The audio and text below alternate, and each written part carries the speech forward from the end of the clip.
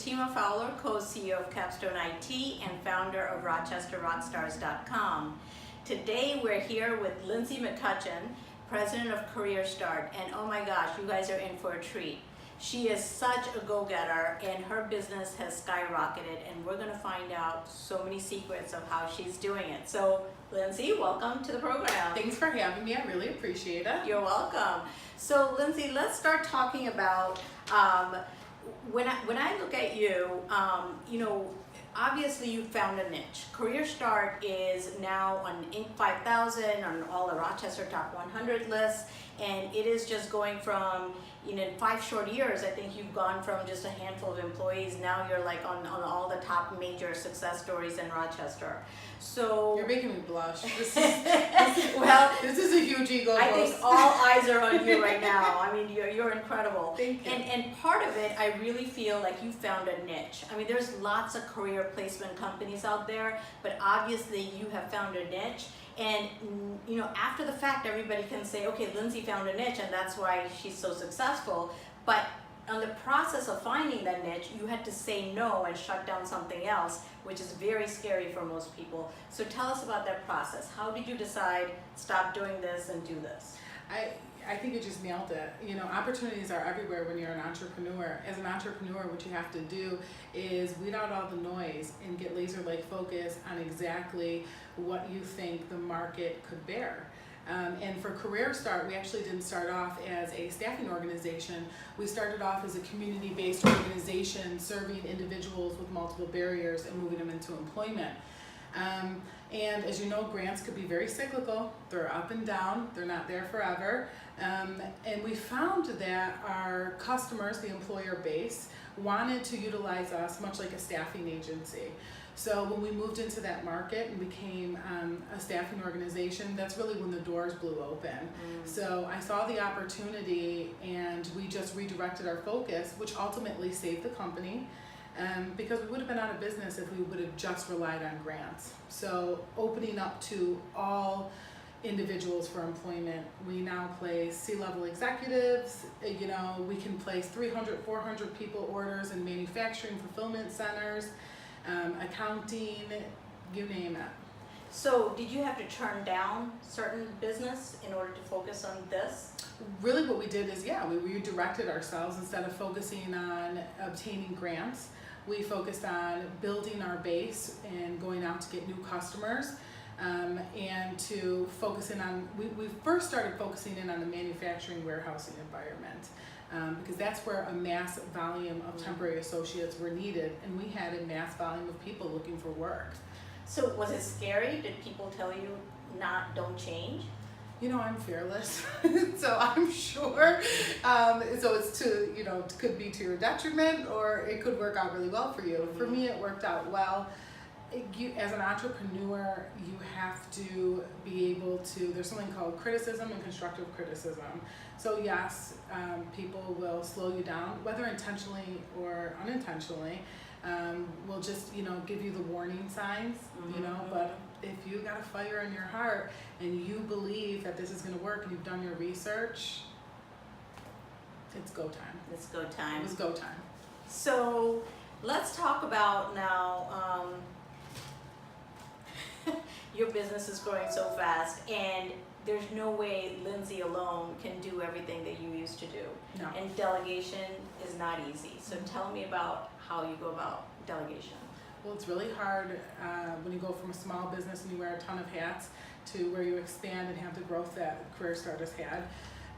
I actually just went to a workshop on this the other day, and delegation is essential for growth.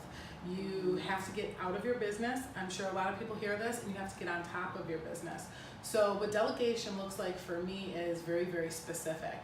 So it's not just saying, it's detailed, okay? So it's, for example, Sitima, I need you to get me that file by noon tomorrow.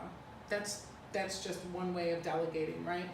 Instead, I would say, Sitima, I need this detailed file by Monday at noon, and I'd like you to CC this person, and that person, and at the end of it, I'd like you to do it every Monday.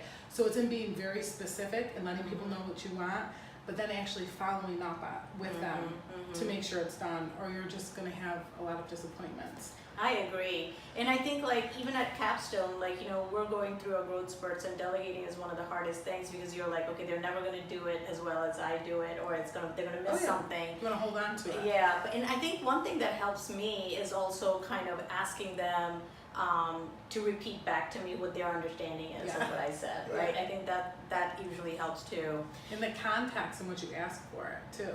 Sometimes telling people why you need this, you know. I need this because our customer is looking for it. They're a new customer, they're hesitant on using a staffing agency. This is why I'd like it by this time, you know. The why is so important, if they understand the why. Instead of finger pointing. So what's next for you? What is the vision for Career Start? Because you're already on top of all the charts. Where are you going next? I'm so cool. Who would have known? You're cool in my book. Yeah, thank you. We've done tremendous in the Rochester market. We will be expanding to the Buffalo, Syracuse, and we're going to do that within the next 2 years. So we're starting to make our way to Buffalo right now, and just expanding our footprint throughout New York State. We worked really hard to get the systems and policies and procedures in line, so now it feels really good. I feel confident in going somewhere else and being able to manage it from here.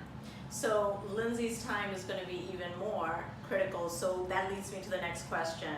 So you have a brand new baby. I do. And family, and so how do you manage your time? How do you get it all done? You know, I get the work-life balance question a lot. I think more so because I'm a woman, and the reality is I accept the fact that there's limited time.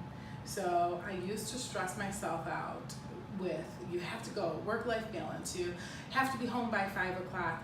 And the reality is that if I accept the fact that I may not be able to get done everything today, and that it will be there for me tomorrow, that's been helpful in getting me home so that I can have a balance. It might not all get done today. And I also most recently started to slate my work. So as an entrepreneur, you can think you have a million things to do, right? But what do I need to get done today? Small goals. You know, what are the 2 things I need to get done today? What do I need to get done this week? And that all follows your strategic plan. And then after that, don't beat yourself up if you can't do it, right? You know, a fire might start in the middle of your office. Are you gonna meet your goal?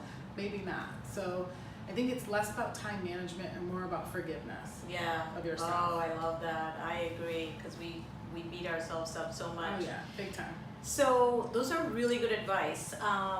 Do you have any last words of advice for entrepreneurs that are listening? Proceed forward until apprehended.